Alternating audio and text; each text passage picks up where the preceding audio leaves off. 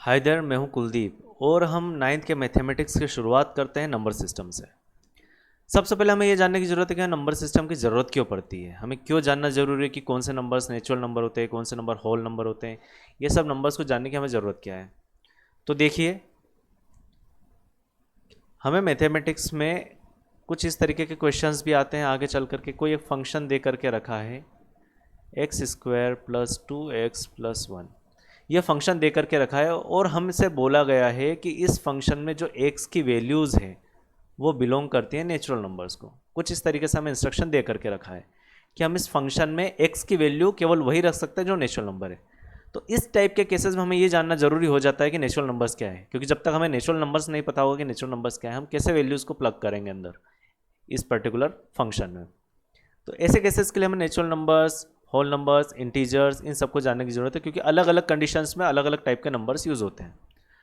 अब natural number को समझने के लिए मैं आपसे एक बात पूछता हूँ। जब भी आपके घर में मेहमान आते हैं तो किचन में आपसे बोला जाता है कि जाओ काउंट करके आओ कितने मेहमान आए हुए हैं। तो आप क्या करते हैं, दरवाजे के पीछे जाते हैं, दरवाजे के पीछे जाकर के खड़े होकर काउंट करते हैं 1 2 3 4 5 6। इस तरीके से काउंटिंग करते हैं। हर घर में ये चीज़ होती है, कोई नई बात नहीं है। और कुछ भी काउंट करने को अगर आपको बोल दिया जाए, लाइक मैं अगर बोलूँ कि आपका होमवर्क कितने पेजेस का था, आप काउंट कैसे करोगे 1 2 3 4 5 6 7। इसी तरीके से हम काउंटिंग करते हैं। तो नेचुरल नंबर्स वो नंबर्स होते हैं जहां से नेचुरली हम काउंटिंग शुरू करते हैं। इस तरीके से आप इसे याद कर सकते हो। तो नेचुरल नंबर्स वो होते हैं जहां से हम नेचुरली काउंटिंग शुरू करते हैं, स्टार्ट करते हैं। तो काउंटिंग हम कहाँ से स्टार्ट करते हैं, 1 से। देन हम ऐसे बढ़ते जाते हैं 1 2 3 4 5 एंड सो ऑन। ऐसा करके हम आगे काउंट किए जाते हैं। तो नेचुरल नंबर्स वो नंबर होते हैं जो 1 से स्टार्ट होते हैं और +1 होते होते आगे बढ़ते जाते हैं। जैसे ये नंबर 1 है, इसमें +1 करेंगे तो 2 होगा, फिर 2 में +1 करेंगे तो 3 होगा, 3 में +1 करेंगे तो 4 होगा। तो नेचुरल नंबर्स वो नंबर है जो 1 के डिफरेंस से आगे बढ़ते जाते हैं। सारे नेचुरल नंबर्स के साथ ऐसा ही होता है। और एक और बात आप ध्यान रख सकते हैं कि नेचुरल नंबर्स वो नंबर्स होते हैं जिनसे हम नंबर ऑफ पीपल को काउंट कर सकें।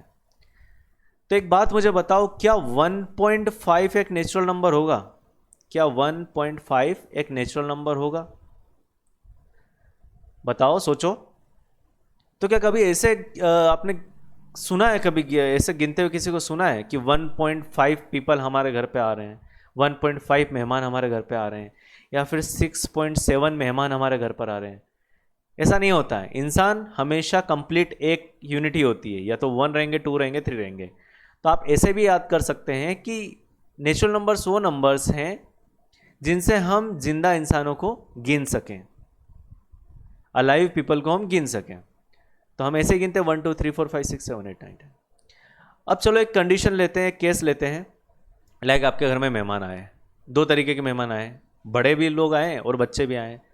अब बच्चों का क्या होता है, वो अपनी एज ग्रुप के बच्चों के साथ खेलने चले जाते हैं और बड़े लोग बैठ करके बातचीत करते हैं। तो दो अलग अलग रूम में अलग अलग तरीके के लोग हैं। एक रूम में हैं बड़े लोग और एक रूम में हैं छोटे लोग। आपसे बोला गया कि दोनों रूम में जाओ और काउंटिंग करके आओ कितने लोग हैं। तो आपने काउंटिंग करी, पहले रूम में आप गए, आपने 7 बोला कि 7 नंबर ऑफ पीपल इस रूम में बैठे हुए हैं। अब आप दूसरे रूम में गए, लेकिन वहाँ पर कोई नहीं मिला आपको। तो जो ये कोई नहीं मिला, इस टर्म को भी तो हमें मैथमेटिक्स में किसी न किसी तरीके से बतानी पड़ेगी। तो कोई नहीं को हम बताने के लिए यूज़ करते हैं होल नंबर्स को। अब कोई नहीं है, इसका मतलब क्या हुआ? कोई नहीं है इसका मतलब है ज़ीरो। कोई नहीं था वहाँ पे, zero, zero number of people. तो होल नंबर्स वो होते हैं जिसमें ज़ीरो होता है और सारे के सारे नेचुरल नंबर्स होते हैं। अच्छा, मैंने एन लिखा था, एन का मतलब होता है सेट ऑफ नेचुरल नंबर्स। तो जहाँ भी नेचुरल नंबर्स आएंगे हम ऐसा नेचुरल नंबर पूरा नहीं लिखेंगे, सिर्फ एन लिख देंगे। इसका मतलब होता है 1 2 3 एंड सो ऑन, सारे नंबर्स इसके अंदर आ जाएंगे। ये सेट ऑफ नेचुरल नंबर्स है एन।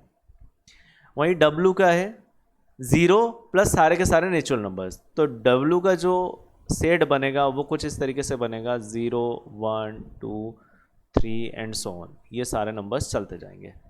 तो इस तरीके से हम बोलते हैं कि होल नंबर्स 0 से स्टार्ट होते हैं और एक एक के इंक्रीमेंट पे बढ़ते जाते हैं और आगे चलते जाते हैं। जैसे यहाँ पे देखिए, 0 में एक जोड़ा तो 1 बना, 1 में एक जोड़ा तो 2 बना। तो होल नंबर्स भी एक एक के इंक्रीमेंट से आगे बढ़ते जाते हैं। पर क्या ऐसा होता है कि हमेशा हम पॉजिटिव नंबर से ही डील करते हैं? क्या कभी कोई ऐसा केस आता है जहाँ पे हमें प्रैक्टिकल लाइफ में नेगेटिव नंबर्स की ज़रूरत पड़ती है? चलो एक एग्जांपल लेते हैं। हुआ ये कि आप बैंक गए अपना अकाउंट ओपन करवाने बैंक गए, और कई सारी बैंक्स स्टूडेंट्स को कंसेशन देती है कि वो जीरो पेमेंट पे, जीरो बैलेंस पर अपना अकाउंट खुलवा सकते हैं। मतलब आपको बैंक को एक भी पैसा नहीं देना है, आप जाइए, अपना फॉर्म फिल कीजिए, अपने डॉक्यूमेंट्स दीजिए, और वो विदाउट एनी बैलेंस आपका अकाउंट खोल देंगे। तो अगर आप इस तरीके का अकाउंट खुलवाते हैं तो आपका बैंक बैलेंस कितना हो जाएगा? आपका बैंक बैलेंस हो जाएगा 0 रुपीज़, क्योंकि आपने अभी कुछ डिपॉजिट किया ही नहीं है, अभी 0 रुपीज़ है। और स्टूडेंट्स के पास पैसे होते नहीं है, पिगी बैंक में डालने के पैसे होते नहीं है, बैंक में कब डालेंगे? तो ऐसे केसेस में क्या होता है, आपका बैंक बैलेंस है अभी 0, लेकिन अब क्योंकि बैंक की तो सर्विसेज हैं, तो सर्विसेज के कुछ चार्ज तो होंगे। लाइक बैंक की एक SMS सर्विस होती है कि आपने अकाउंट में पैसे डलवाए तो उसको आप में से आपके SMS आएंगे उसके, या फिर आपके डिडक्ट हुए कुछ अमाउंट, आपने बैंक से पैसा निकाला, उसका भी SMS आएगा आपके अकाउंट से इतने पैसे निकले हैं। तो इन केसेस के लिए जो सर्विसेज होती है, बैंक जो सर्विस प्रोवाइड करती है, इसके लिए बैंक आपसे पैसे चार्ज करती है। तो SMS चार्जेस मान लेते हैं कि वो ऑलमोस्ट 147 रुपीज़ और कुछ पैसे होते हैं।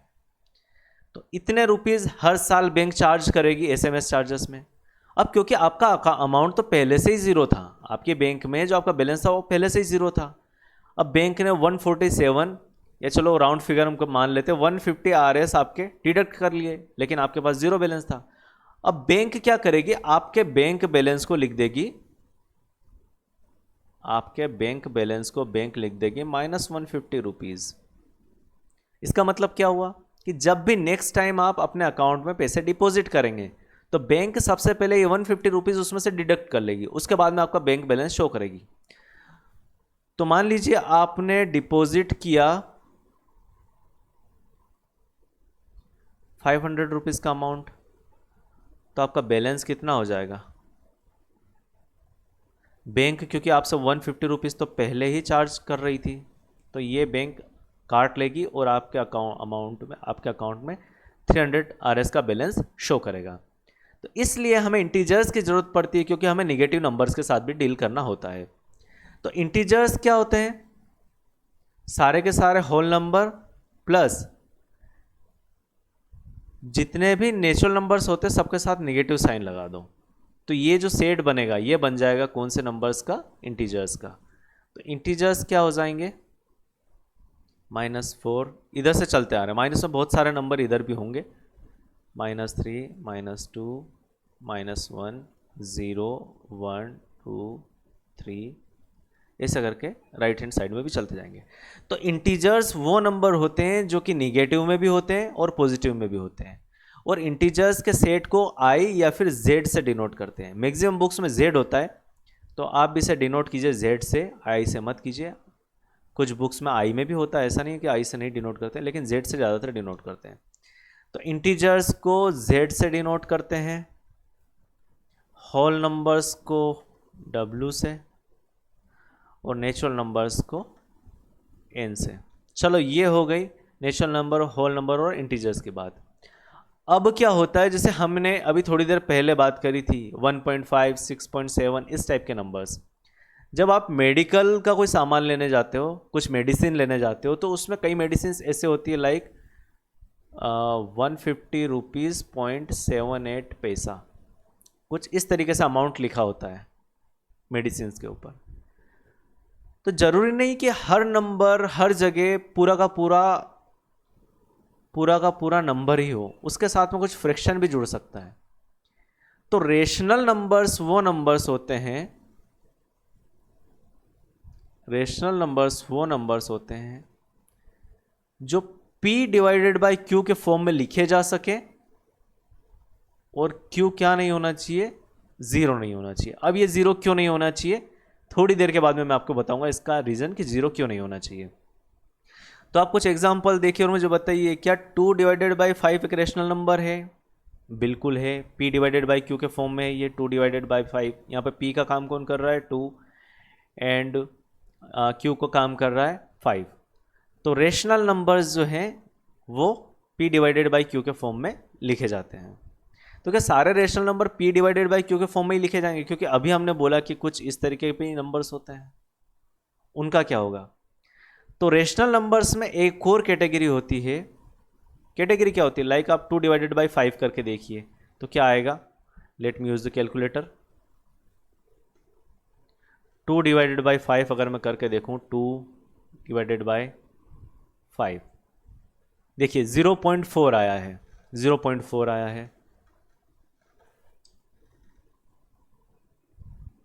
तो अब देखो रिप्रेजेंट करने का तरीका बदल गया। ये पहले p डिवाइडेड बाई q के फॉर्म में था और ये अब हमने लिख दिया डेसिमल के फॉर्म में। तो ऐसे नंबर्स जो हम डेसिमल के फॉर्म में लिखते हैं वो भी क्या होते हैं? Rational numbers. तो फर्स्ट कंडीशन हो गई p डिवाइडेड बाई q के फॉर्म में हो, या फिर वो क्या हो? टर्मिनेटिंग डेसिमल, डेसिमल के फॉर्म में। अभी टर्मिनेटिंग क्या होता है? देखिए जब हमने 2 को 5 से डिवाइड किया तो ये टर्मिनेट हो गया एक डिजिट के बाद में, 0.4 के बाद में टर्मिनेट हो गया, मतलब रिमाइंडर 0 आ गया। तो ऐसे फ्रैक्शंस जहां पर हम उनको डेसिमल में कन्वर्ट करते हैं और वो टर्मिनेट हो जाते हैं एक पॉइंट पर जाकर के, तो ऐसे जो नंबर्स होते हैं वो भी रेशनल नंबर्स होते हैं। तो क्या ऐसे भी नंबर्स होते हैं जो कि टर्मिनेट नहीं होते हैं? हाँ ऐसे भी होते हैं, उसे हम आगे चल के पढ़ेंगे। अब तीसरी कैटेगरी होती है नॉन टर्मिनेटिंग।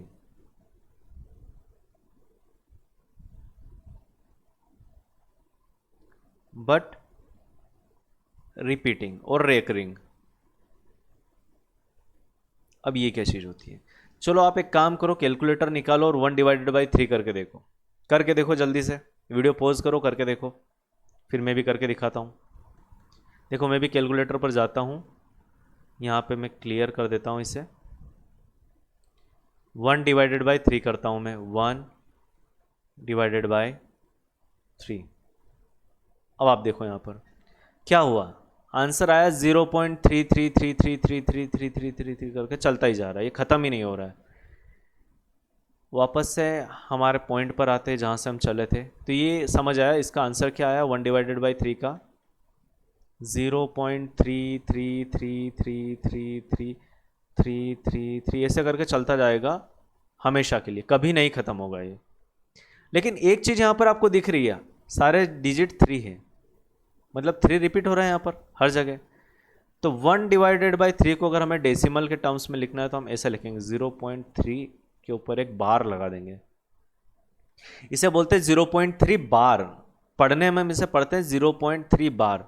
तो ऐसे नंबर्स जो कि फ्रैक्शंस के रूप में लिखे जा सकते हैं, लेकिन जब उन्हें हम डेसिमल के टर्म्स में लिखते हैं तो कोई भी एक टर्म, 2 टर्म, 3 टर्म, कितने भी टर्म्स होते हैं रिपीट होते हैं। जैसे ये एक सिंगल डिजिट था, 3 रिपीट हो रहा था। अगर कोई नंबर ऐसा हो 2.762 और ये 62 रिपीट हो रहा है तो हम 62 के ऊपर बार लिख देंगे। इसका मतलब क्या हुआ, ये नंबर कुछ ऐसा है 2.762626262 ऐसा करके रिपीट होता रहेगा। तो ऐसे नंबर्स जिनके अंदर टर्मिनेशन तो नहीं होता है डेसिमल पॉइंट के बाद, लेकिन रिपीटेशन होता है, तो ऐसे नंबर्स को भी हम रेशनल नंबर्स बोलते हैं। तो रेशनल नंबर्स कितने टाइप्स के हो गए? p डिवाइडेड बाई q, या फिर टर्मिनेटिंग डेसिमल जिसका एग्जांपल है यहाँ पर 0.4, और नॉन टर्मिनेटिंग डेसिमल जिसका एग्जांपल है ये। अब मैंने आपसे एक और बात कही थी कि हम पढ़ेंगे कि क्यों p डिवाइडेड बाई q होना चाहिए लेकिन q 0 के इक्वल नहीं होना चाहिए। मैं यहाँ पर इस चीज़ को बताता हूँ, q 0 नहीं होना चाहिए। या फिर एक नई स्लाइड पे चले जाता हूँ। देखिए अब आप यहाँ पर देखिए, मान लेते हैं आपके पास एक गोल्डन चेन है 1 फीट लेंथ की। आपके पास एक गोल्डन चेन है, ये आपकी गोल्डन चेन है जिसकी लेंथ कितनी है 1 फीट, और फुट होता है सिंगुलर, 1 फुट इसकी लेंथ है। अब आपको क्या करना है, ये जो एक चेन है आपके पास 1 फुट की, इसे 2 लोगों में बराबर बांटनी है। 2 लोगों में अगर आपको 1 फुट की चेन को बांटना है तो आप क्या करेंगे 1 डिवाइडेड बाई 2 कर देंगे। इसका मतलब क्या हुआ 0.5 फुट की या फीट की मैं फीट ही लिखूंगा, फुट और फीट में कन्फ्यूज़न हो रहा बार बार। तो 0.5 फीट की चेन दोनों लोगों को आ जाएगी। चलो आपका मन हुआ कि 2 लोगों के बीच में नहीं बांटना, मुझे 4 लोगों के बीच में इसको बांटना है, तो फिर क्या हो जाएगा, 0.25 फीट की लेंथ हो जाएगी आपकी चेन की, गोल्डन चेन की। ऐसे ही अगर आपका मन हुआ कि नहीं 2 में भी नहीं बांटना, 10 में बांटना है, 4 में भी नहीं बांटना, 10 में बांटना, तो इसकी लेंथ हो जाएगी 0.1 फीट। अब आपका मन हुआ कि 100 लोगों में बांटनी है, तो ये हो जाएगी 0.01 फीट। आपका मन यहाँ भी नहीं भरा, आपका मन हुआ कि पूरे के पूरे शहर में ही बांटनी है। मान लेते हैं आपके शहर में 1 लाख लोग रहते हैं, तो क्या होगा 0.0001, इतने लोग इतने फीट का पार्ट पर पर्सन आएगा, इतना ही आएगा अगर 1 लाख लोगों के बीच में बांटोगे। अब भी आपका मन नहीं भरा, आप और भी बड़े दानवीर हैं, आपका मन हुआ कि पूरे भारत में ही बांटनी है, पूरे भारत के लोगों को मेरी चेन में से हिस्सा देना है, तो वो हो जाएंगे कुछ 135 करोड़ लोग होते हैं। 135 के बाद में करोड़ में कितने शून्य आते हैं,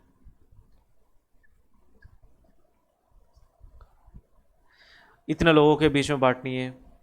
अब मैं एक अप्रोक्सीमेट लिख रहा हूँ कुछ इस तरीके से, इतने सारे शून्य आ जाएंगे, कुछ इतने सारे शून्य आ जाएंगे, ये एक्यूरेट वैल्यू नहीं है ना, माइंड मत करना, कुछ इस तरीके से एक वैल्यू आएगी हमारे पास।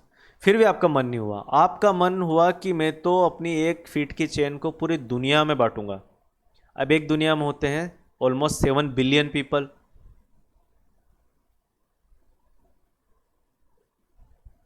लगभग इतने लोग इस पूरी दुनिया में रहते हैं। अब आपको इन सब लोगों में बांटनी है, अब क्या होगा, बिलियन हो गया ना, kilo, million and billion, okay.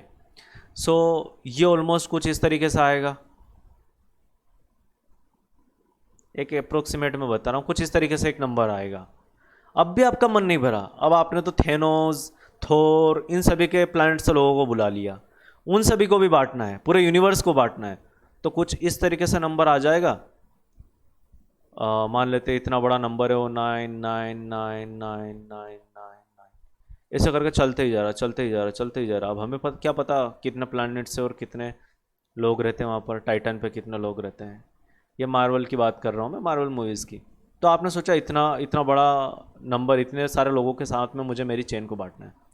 अब जो आपकी 1 फीट की लेंथ की चेन थी, अब मुझे बताओ उसकी क्या लेंथ रह जाएगी, यही वाली 0.000000000000000000001 फीट, इतनी छोटी चेन रह जाएगी। तो क्या मैं ऐसा बोल सकता हूं कि नीचे एक इतना बड़ा नंबर आएगा, वेरी लार्ज नंबर, वंस में बहुत ही बड़े नंबर से डिवाइड करूं तो आपकी चेन की लेंथ 0 फीट को अप्रोच करेगी, ऑलमोस्ट 0 फीट हो जाएगी। अब सोचो 1 फीट की लेंथ है और इतने सारे लोगों के साथ आपने बांट दिए, तो उसकी लेंथ कितनी हो जाएगी, धूल के पार्टिकल के बराबर, जिससे आप मार्केट में बेचने जाओगे तो वो नहीं बिकनी है, फिर उसकी वैल्यू 0 है, उसकी साइज भी 0 फीट है। तो जब हमारे पास 1 के डिवाइड में एक इतना बड़ा नंबर होता है, इतना बड़ा नंबर होता है जिसे हम इमेजिन नहीं कर सकते, इतना बड़ा नंबर होता है जिसे हम डील नहीं कर सकते, तो हमें क्या मिलता है, 0। तो ये जो वेरी लार्ज नंबर होता है इसे हम बोलते हैं इन्फिनिटी, इतना बड़ा नंबर जिसे हम डील ही नहीं कर सकते, हमें पता ही नहीं कि ये नंबर क्या हो सकता है, तो हमने क्या बोल दिया, ऐसे बड़े से नंबर को इन्फिनिटी बोल दिया। तो 1 डिवाइडेड बाई इन्फिनिटी कितना हो गया, 0। मानते हो इस बात को। अब आपने एक और चीज़ पढ़ी होगी, 7 डिवाइडेड बाई 2 इक्वल टू 3.5 होता है, नहीं पता क्या, चलो कैलकुलेटर पर करते हैं, मेरी मैथमेटिक्स बहुत कमज़ोर है, क्या करूँ मैं, मैथमेटिक्स को इधर सोल्व करके देखते हैं। 7 डिवाइडेड बाय 2, क्या आंसर आया, 3.5। शायद मैंने भी यही करा था, सही कर दिया था क्या मैंने, अरे बिल्कुल सही कर दिया था। चलो ये तो मैंने सही कर दिया, लेकिन एक बात बताओ, 7 डिवाइडेड बाय 3.5 क्या होगा। अब चलो फिर से करते हैं, ये भी नहीं आता, क्या करें। 7 डिवाइडेड बाय 3.5 में करता हूँ, 7 डिवाइडेड बाय 3.5, 2 आ गया है, तो क्या बात है,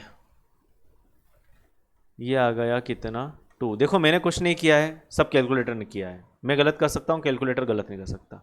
तो इसका मतलब ये होता है कि जिस चीज़ को आप यहाँ लिखते हैं इसे यहाँ ले जा सकते हैं और इस वाली चीज़ को यहाँ ला सकते हैं, कर सकते हैं ऐसा।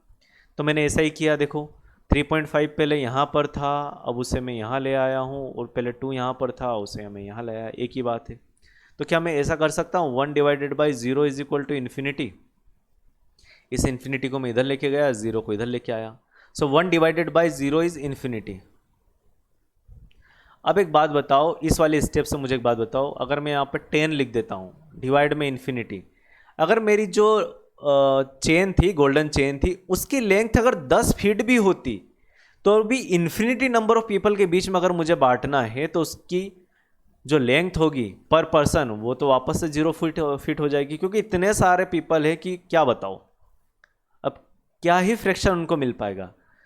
तो इन्फिनिटी एक इतना बड़ा नंबर है जिसके ऊपर आप कितना भी बड़ा नंबर लिख दो वो 0 बना देगा। तो बोल सकते हो आप कि any number p divided by 0 is equal to infinity. और इन्फिनिटी कैसा नंबर है जिससे हम जिससे डील नहीं कर सकते। तो इसलिए बोला जाता है p divided by q is a rational number, but there is a condition, q should not be equal to 0। क्योंकि अगर q 0 हो जाएगा, q यहाँ पर 0 हो जाएगा तो वो नंबर कौन सा बन जाएगा? इन्फिनिटी, जिससे हम डील नहीं कर सकते। तो बच्चों ये बात आपको समझ में आई कि क्यों ये दिया जाता है इंस्ट्रक्शन, ये इंस्ट्रक्शन हमें क्यों दिया जाता है कि p divided by q is a rational number but q should not be equal to 0। तो आई थिंक ये आपको क्लियर होगा रेशनल नंबर। और रेशनल नंबर्स का जो सेट होता है उसे कुछ बुक्स में q से डिनोट करते हैं और कुछ बुक्स में कोई नंबर ऐसा नहीं दिया गया जिससे उसे डिनोट करते हैं। तो जिस बुक में मुझे मिला मैं उसका बता रहा हूँ आपको कि रेशनल नंबर का जो सेट होता है उसे q से डिनोट करते हैं। तो अब रेशनल नंबर्स में क्या आ जाएंगे? सारे के सारे निगेटिव नंबर्स, सारे के सारे positive numbers including 0 and fractions. Like अभी हम क्या कर रहे थे, 1 2 3 ऐसे चल रहे थे, अब हम ऐसे भी चल सकते हैं। 1 के बाद में यहाँ पर 1.2 1.25 1.3 1.467 कुछ भी हम यहाँ पर लिख सकते हैं। तो ये बात आपको क्लियर हुई। रेशनल नंबर्स में क्या हो जाएगा, ये जो बीच की गैप थी 1 और 2 के बीच में, इस गैप में जितने भी नंबर्स आते हैं वो सारे इंक्लूड हो जाएंगे रेशनल नंबर्स में। तो रेशनल नंबर्स निगेटिव भी होते हैं, 0 भी होते हैं, पॉजिटिव भी होते हैं। अब मुझे एक बात बताओ, क्या 5 को आप एक रेशनल नंबर बोल सकते हो? क्या 5 को आप एक रेशनल नंबर बोल सकते हो? देखो बिल्कुल बोल सकते हैं। 5 को मैं 1 से डिवाइड करता हूँ, 5 को मैं 1 से डिवाइड करता हूँ तो कोई फ़र्क पड़ना है कि वो 5 ही आ जाएगा, लेकिन p डिवाइडेड बाई q का फॉर्म तो यहाँ पर बन चुका है ना। तो इसलिए हम सारे नेचुरल नंबर्स, सारे होल नंबर और सारे इंटीजर्स को रेशनल नंबर भी बोल सकते हैं, लेकिन कन्वर्स जो होगा वो ट्रू नहीं है। सारे रेशनल नंबर इंटीजर नहीं होते हैं, सारे रेशनल नंबर नेचुरल नंबर नहीं होते, सारे रेशनल नंबर होल नंबर नहीं होते, लेकिन सारे नेचुरल नंबर, सारे होल नंबर और सारे इंटीजर्स रेशनल नंबर होते हैं। चलो इसके बाद में आते हैं इर्रेशनल नंबर पे। तो इर्रेशनल नंबर्स क्या होते हैं?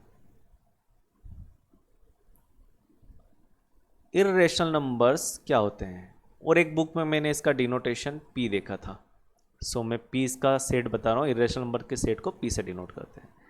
चलो इर्रेशनल नंबर्स क्या होते हैं? वो सारे नंबर्स जिनको हम p डिवाइडेड बाई q के फॉर्म में नहीं लिख सकते। ऐसे सारे नंबर्स जो p डिवाइडेड बाई q के फॉर्म में नहीं लिखे जा सकते। और ऐसे डेसिमल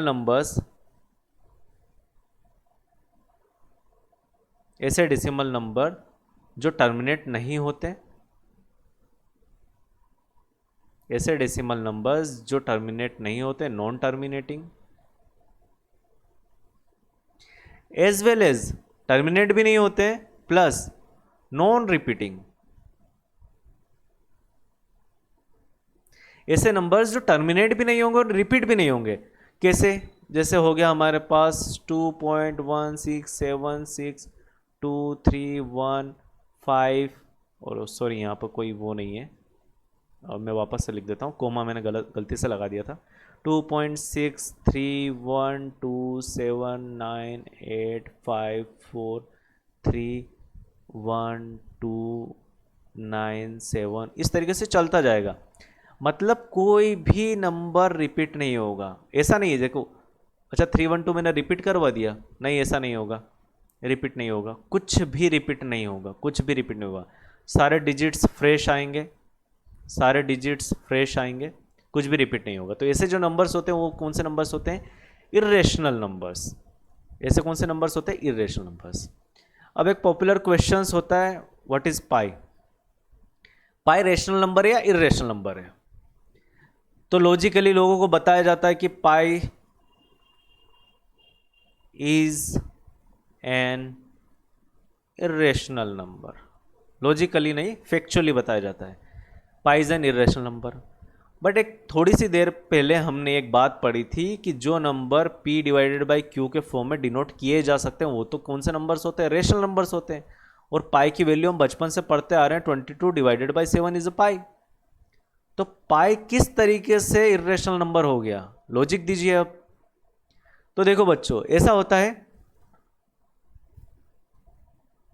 पाई की वैल्यू देखते हैं सबसे पहले। हमें जो स्कूल में पढ़ाई गई है, स्कूल में या बुक्स में बोल सकता हूँ मैं, बुक्स में जो पाई की वैल्यू पढ़ाई गई है वो पढ़ाई गई 22 डिवाइडेड बाई 7। चलो कैलकुलेटर में इसे करके देखते हैं, 22 डिवाइडेड बाई 7 करने पे क्या आता है। 22 डिवाइडेड बाई 7 करते हैं, क्या आता है? 22 डिवाइडेड बाई 7।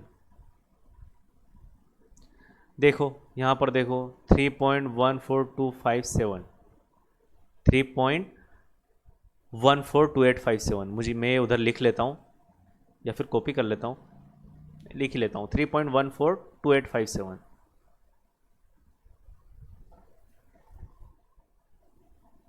3.142857 यही थी वैल्यू, 142857। देखो ये हमारे पास क्या वैल्यू आ गई? पाई की वैल्यू आ गई। और यही चीज़ कैलकुलेटर में अभी हमने करके देखी, रिपीट हो रही है बार बार। 142857, 142857। तो इसका मतलब ये कुछ इस तरीके से लिख सकते हैं, 142857 का बार। मतलब ये इतना टर्म पूरा का पूरा रिपीट हो रहा है, यही रिपीट हो रहा था। एक बार और कैलकुलेटर से चेक कर लेते हैं। हाँ बिल्कुल यही चीज़ रिपीट हो रही थी।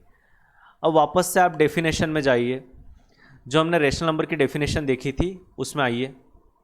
रेशनल नंबर्स वो होते हैं जो p डिवाइडेड बाई क्यू के फॉर्म में लिखे जा सकते हैं, या फिर उनकी जो डेसिमल टर्म्स है वो नॉन टर्मिनेटिंग तो है लेकिन रिपीटिंग है।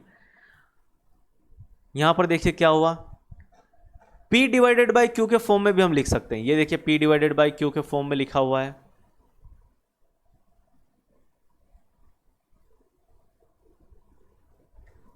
देखिए p डिवाइडेड बाई क्यू के फॉर्म में लिखा हुआ है। उसके बाद में ये सारे टर्म्स रिपीट भी हो रहे हैं, मतलब 22 divided by 7 is a rational number.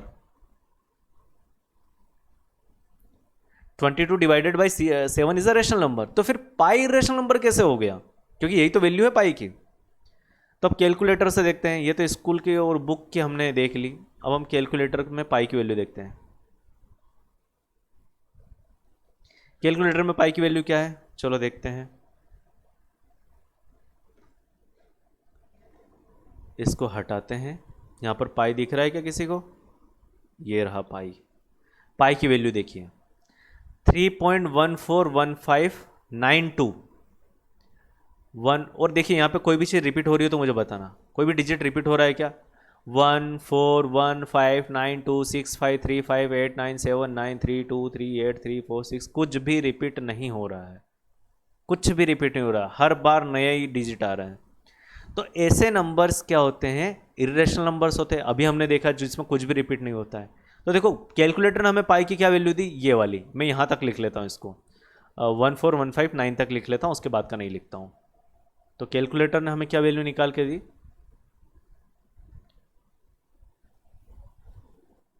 3.14159। और आगे ऐसे बहुत सारे नंबर्स थे। तो देखिए आप यहाँ पर देखिए 3.14, 3.14 दोनों में कॉमन है। तो इसलिए क्या किया गया कि स्कूल और बुक्स ने क्या किया, पाई की एक अप्रोक्सीमेट वैल्यू को एडॉप्ट कर लिया। और किस लिए एडॉप्ट किया? कैलकुलेशंस को सिंपल बनाने के लिए। जैसे आपसे पूछा जाता, find area of a circle of radius 7 centimetre, ऐसा कोई क्वेश्चन दिया होता तो आप क्या करते हैं, area equal to pi r squared, pi की वैल्यू आप प्लग कर देते हैं 22 divided by 7 multiplied by 7 squared, यहाँ से ये 7 से 7 गया और यहाँ पर आप एक आंसर लेकर के आ जाएंगे। लेकिन अब सोचो, इसी जगह पे आप सोचो, अगर आपके पास 22 डिवाइडेड बाई 7 ना होते हुए आपके पास वैल्यू होती पाई की, यहाँ पर मैं कर रहा हूँ कि आपके पास पाई की वैल्यू थी 3.14 मल्टीप्लाइड बाई 7 स्क्वायर्ड, तो बिना कैलकुलेटर के ऐसी वैल्यूज़ को कैलकुलेट करने के लिए हमें काफ़ी टाइम लग जाएगा, 5-6 मिनट तो कम से कम लग ही जाएंगे इस कैलकुलेशन को करने के लिए एक नाइन्थ स्टैंडर्ड के स्टूडेंट को। तो स्कूल्स की जो बुक्स होती है उनके अंदर उन्होंने क्या किया, पाई की वैल्यू को एक approximate value 22 divided by 7 adopt कर लिया और इसी को वो चलाते आ रहे हैं। तो बात ये होती है कि जो 22 डिवाइडेड बाई 7 जो है ये एक अप्रोक्सीमेट वैल्यू है, ये क्या है, एक अप्रोक्सीमेट वैल्यू, और ये जो कैलकुलेटर से हमें वैल्यू मिली है ये कौन सी वैल्यू है, एक्यूरेट वैल्यू। तो जो हम 22 डिवाइडेड बाई 7 अप्रोक्सीमेट वैल्यू लिखते हैं पाई की, वो एक रेशनल नंबर है, जबकि एक्चुअल वैल्यू ऑफ पाई जो है वो एक इरेशनल नंबर है। तो ये बात हमेशा ध्यान रखना, क्योंकि 22 डिवाइडेड बाई 7 है तो इसे कौन बोल सकता है कि ये रेशनल नंबर नहीं है, ये तो रेशनल नंबर है ना, साफ साफ दिख रहा है, भगवान प्रकट होकर आशीर्वाद दे रहे हैं, तो हम कैसे बोल देंगे कि भगवान नहीं है, भगवान है अगर हमें सामने से आके हमें अगर दर्शन दे रहे हैं तो इसलिए अगर कोई भी पूछे आपसे कि पाई की वैल्यू क्या होती है, तो पाई की वैल्यू होती है 3.14 डेसिमल टर्म्स में, और अप्रोक्सीमेट वैल्यू उसकी होती है 22 डिवाइडेड बाई 7। सो पाई एक इरेशनल नंबर है, बट उसकी जो अप्रोक्सीमेट वैल्यू है वो एक रेशनल नंबर है। तो इतना आपको क्लियर है अभी तक। चलो, तो अब क्या होता है, रियल नंबर्स आते हैं, और रियल नंबर्स क्या होते हैं, कुछ नहीं होते हैं, ये होते हैं rational number plus irrational numbers. Rational number and irrational number दोनों को अगर मिला दिया जाए तो एक रियल नंबर बन जाता है। अब रियल नंबर अगर हमारे पास है तो क्या इमेजिनरी नंबर्स भी होते हैं क्या, ऐसे भी कोई नंबर्स होते हैं जो इमेजिनरी होते हैं, क्योंकि रियल का ऑपोजिट इमेजिनरी होता है, तो हाँ इमेजिनरी नंबर्स भी होते हैं। जैसे अगर हमने देखा था रूट पढ़ा होगा, रूट के अंदर कभी माइनस साइन से हमने डील नहीं किया, तो इन केस अगर कोई ऐसा नंबर आ जाता है रूट और -2, तो ये जो नंबर्स होते हैं इनको बोलते हैं इमेजिनरी नंबर्स, इमेजिनरी नंबर्स। और इमेजिनरी नंबर्स आप हायर क्लासेस में पढ़ेंगे, क्योंकि ये डिफ़िकल्ट चीज़ है, अलग ही इसकी दुनिया चलती है, अलग ही सिस्टम है। सो इमेजिनरी नंबर्स आप हायर क्लासेस में पढ़ेंगे। तो ये कौन से नंबर्स होंगे, इमेजिनरी। तो अब जो सभी नंबर का सेट बनेगा उसको बोलते हैं कॉम्प्लेक्स नंबर। कॉम्प्लेक्स नंबर ये क्या होता है, real number plus imaginary number, दोनों को अगर आप मिला देंगे तो वो बन जाएगा कॉम्प्लेक्स नंबर। तो अब हम एक माइंड मैप बना लेते हैं छोटा सा, जिससे हमें पता चले कि कौन सा नंबर किसका सबसेट है। तो सबसे पहले आता है नेचुरल नंबर। नेचुरल नंबर, अब नेचुरल नंबर में अगर हम जीरो को और ऐड कर दें, नेचुरल नंबर्स के जो सेट है उसके अंदर जीरो को और ऐड कर दे तो बन जाएगा होल नंबर, W। चलो, होल नंबर्स के साथ में अगर हम निगेटिव नंबर्स को भी जोड़ लें, जो निगेटिव नंबर्स है, निगेटिव इंटीजर्स है, उन्हें भी ले लेंगे, तो क्या बन जाएगा, इंटीजर्स, जिसे हम Z से सेट लिखते हैं इंटीजर्स का। अब इंटीजर्स को लेकर के हम उनके बीच की वैल्यूज़, लाइक इंटीजर्स कहाँ तक की वैल्यू लेंगे, 1 2 3 -2 -3 -5 ऐसे, लेकिन उनके बीच में भी तो कुछ नंबर एग्जिस्ट करते हैं ना जो फ्रैक्शन होते हैं, तो उनको काउंट करने के लिए हम कौन सा नंबर लेकर के आते हैं, रेशनल नंबर्स।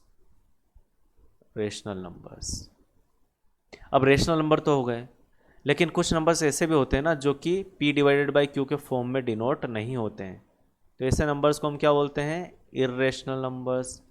तो उनका एक सेट हम यहाँ बना लेते हैं इर्रेशनल नंबर्स का, वो होते हैं इर्रेशनल नंबर्स, इनको डिनोट करते हैं हम P से। और इर्रेशनल नंबर और रेशनल नंबर को मिला के क्या बनता है, इर्रेशनल नंबर, और रेशनल नंबर को मिला के क्या बनता है? Real number. और रियल नंबर के सेट को हम आर से डिनोट करते हैं। अब रियल नंबर से बड़ी भी एक चीज़ होती है, क्या होती है? Complex numbers. और उसे कॉम्प्लेक्स क्यों बोलते हैं? क्योंकि वो रियल और इमेजिनरी से मिलकर के बनता है। तो कॉम्प्लेक्स नंबर क्या हो जाएंगे? इसमें भी एक सबसेट आएगा अलग से, जिसको किसी से कुछ लेना देना नहीं है, वो है इमेजिनरी नंबर्स।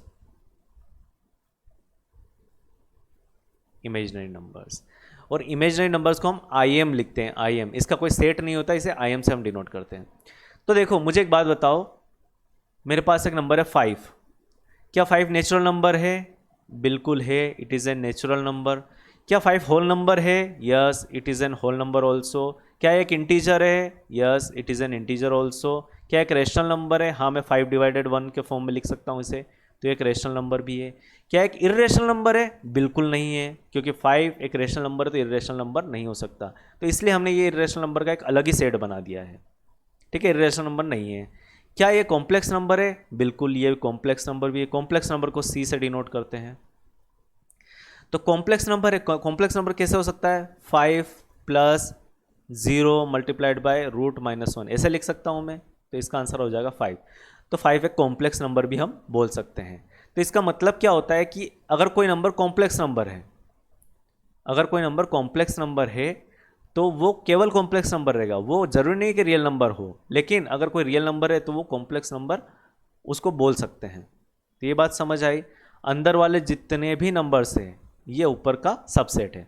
तो सबसे बड़ा सेट होता है कॉम्प्लेक्स नंबर का, उसका सबसेट है रियल नंबर, उसका सबसेट है रेशनल नंबर, उसका सबसेट इंटीजर, उसका सबसेट होल नंबर, उसका सबसेट नेचुरल नंबर। तो इस तरीके से नंबर सिस्टम आता है। अब हमारे पास कुछ नंबर बचे हैं, जैसे odd numbers, even numbers, prime numbers, को प्राइम और रिलेटिवली प्राइम नंबर्स और कंपोजिट नंबर्स। तो ये नंबर्स हम अगले लेक्चर में देखेंगे। तो आपसे मिलता हूँ मैं जल्द अगले लेक्चर में।